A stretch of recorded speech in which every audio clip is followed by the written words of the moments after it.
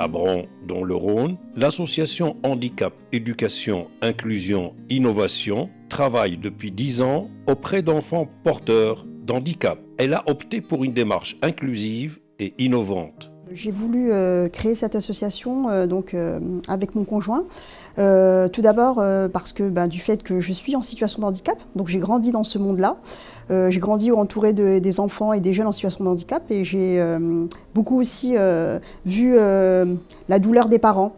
Donc c'est pour ça qu'après avoir fait mes études en psychologie et devenue psychologue clinicienne, ça a été un sujet qui reste important pour moi. On est ici dans cet espace, c'est un lieu où on accueille les enfants. Donc c'est l'association Handicap, Éducation, Inclusion, Innovation, donc HEY. On les accueille du lundi au vendredi, on les accompagne, donc c'est vraiment l'accueil et l'accompagnement sur différents pôles d'activité, que ce soit du scolaire, que ce soit du sport, du loisir, de la culture, que ce soit des sorties, que ce soit au niveau de tout ce qui va être aussi un accompagnement au niveau des paramédicaux. Donc on a l'intervention de paramédicaux, ergothérapeutes, psychomotriciennes, kinés, qui vont pouvoir prendre en charge ces enfants, car à l'extérieur c'est une grosse difficulté. Donc voilà, on va en fait répondre à tous ces besoins, aux besoins des enfants et aux besoins de leurs parents, parce qu'il faut savoir qu'actuellement, de nombreux enfants ne sont pas pris en charge ou ont des prises en charge très très minimes. Donc aujourd'hui, le vrai besoin et la vraie demande des parents, c'est de prendre en charge leur enfant. C'est ce qu'on essaie de faire au sein de l'association.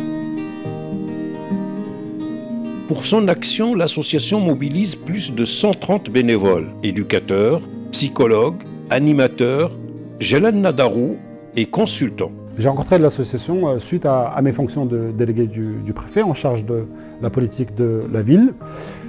On a pris 2 demi-journées de mémoire parce que je souhaitais vraiment découvrir les activités de l'association, connaître la présidente, savoir l'expertise de l'association, et j'ai réalisé ce qu'on appelle un diagnostic. Et ensuite, j'ai identifié des points à améliorer ou à développer et une expertise à communiquer. Les conseils que j'ai pu donner à Zineb par rapport à l'association HEI, c'était la communication. C'était un point qui est fondamental, parce que souvent les structures qui ont une expertise, elles ont du mal à communiquer ou elles ne savent pas communiquer.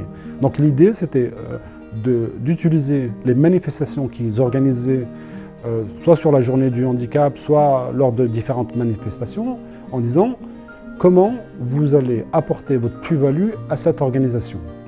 Et pour que les gens puissent vous connaître, savoir votre expertise et venir aussi vous solliciter. Alors ici, donc, on a beaucoup de bénévoles, et tant mieux, mais on a beaucoup de bénévoles qui vont être professionnels. Donc on a sur le pôle, par exemple, pour chaque pôle, on a des professionnels qui interviennent. Donc si on prend le pôle scolaire, on a des enseignantes, dont des coordinatrices de dispositifs Ulysse, donc c'est des enseignants spécialisés. On a, si on prend le pôle paramédicaux, donc on a tout ce qui est au niveau des paramédicaux qui interviennent. Si au niveau de l'éducatif, on a des éducateurs spécialisés. Au niveau de la culture, on aura des peintres, on aura des chorégraphes. En fait, selon le pôle sur lequel on va travailler, on aura des professionnels qui vont intervenir pour accompagner ces enfants-là.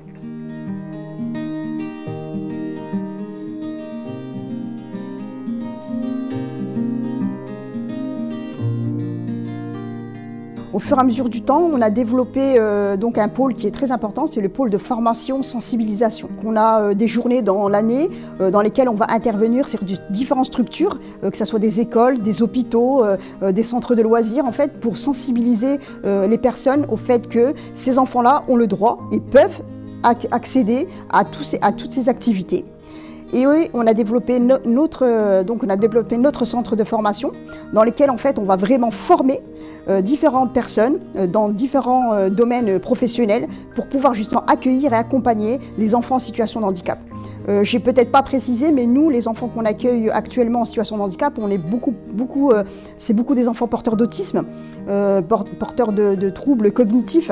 Et là est la difficulté, puisqu'on est souvent sur un handicap qui n'est pas visible, et on est souvent sur un handicap qu'on ne comprend pas tout le temps. C'est pour ça que ces formations, elles sont indispensables pour pouvoir leur permettre l'accès à la société. Sur la question du handicap, parce que c'est un sujet dont tout le monde parle, mais peu de structures s'engagent là-dessus, ou en tout cas, il reste beaucoup de choses à faire. Et la question du handicap, moi, elle m'intéresse à double titre. Elle m'intéresse parce que je trouve que c'est une cause qui est juste et qui est noble, et en même temps parce que je suis en situation de handicap. Donc moi, je ne vais pas intervenir sur la pédagogie qui est mise en œuvre à destination des enfants, mais je vais intervenir sur comment mobiliser et promouvoir la question de handicap à travers votre association, en mettant en place des partenariats avec des structures qui sont en charge de l'handicap, ou comment mieux communiquer sur l'handicap à travers votre association. Donc nous, ce qu'on aimerait pour l'avenir de l'association et l'avenir de tous ces enfants, c'est pouvoir en accueillir plus.